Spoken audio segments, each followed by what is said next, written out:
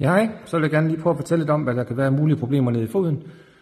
Så derfor har jeg en lille model af foden liggende hernede, som jeg lige vil prøve at tegne og fortælle lidt på. Først og fremmest så har vi i knoglen, eller 23 knogler nede i foden. Og det er vigtigt, at de alle sammen er fleksible i forhold til hinanden. Så foden ikke kommer til at føles stiv og rigid. Så hvis du kender til den følelse, så kunne det være en årsag til det, at knoglerne og ledene ikke bevæger sig godt nok i forhold til hinanden. Så hvis vi går ned og kigger på underfoden hernede, så har vi 2 stødabsorberende elementer nede i vores fod, som vi er født med. Den ene det er svangbuen, og den anden det er en bue, der kører den modsatte vej. Hvis vi går ind og kigger på svangbuen først, så er det sådan, at når vi er ude og bevæge os, så skal svangbuen gerne blive trykket sammen, og når vi løfter foden igen, så skal den gerne fede op igen. Så hvis vi er født med en normal svangbue, så er det sådan, det fungerer. Er vi platfodet, så er svangbuen rettet helt ud, og det vil sige, at foden bliver også flad.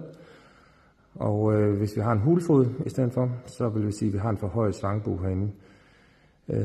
Hvis vi har platfoden, så er der mulighed for, at vi kan prøve at træne svangscenen op igen, så den fungerer, som den burde gøre.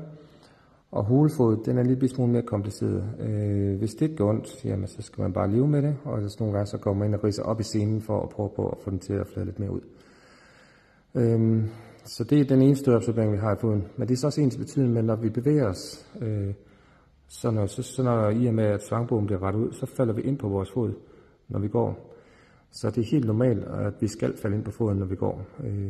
Og hvis man har fået andet at vide, så er det er bare sådan, vi er skabt. Sådan skal vi bevæge os.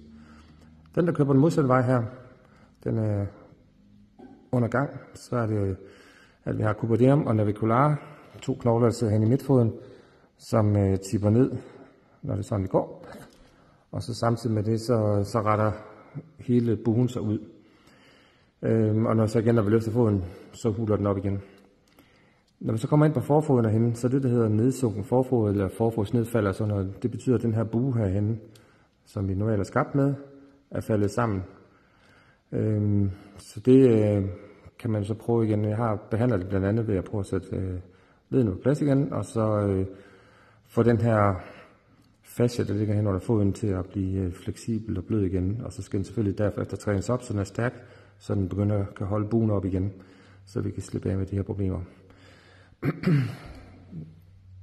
De problemer, vi kan have nede under foden, kunne blandt andet være, som de fleste kender, hælspore, som er en kalkaflejring, der sidder direkte oppe i hælen her. Kan det så også være en væskeboble.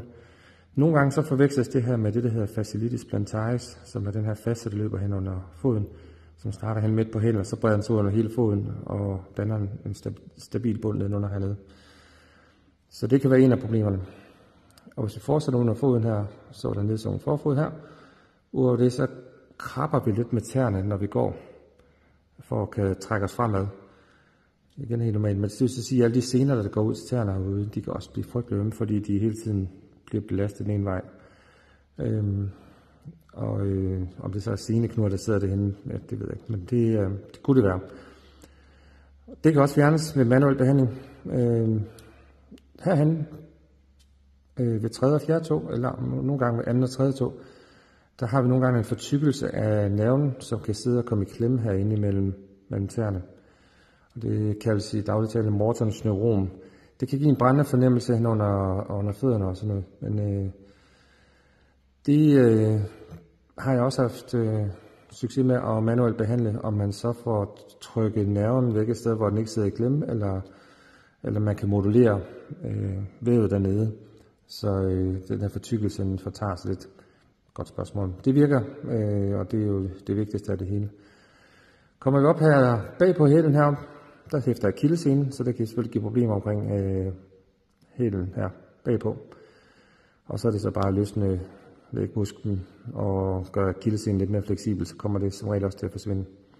Så kan vi have smerter på ydersiden af hælen, eller indersiden af hælen. Hvis du er ude på ydersiden her, kan det komme fra en muskel, der hedder peroneus, der løber op langs siden af skinneben her, så bliver vi nede under knysten her og går hen og hæfter på midtfoden herinde.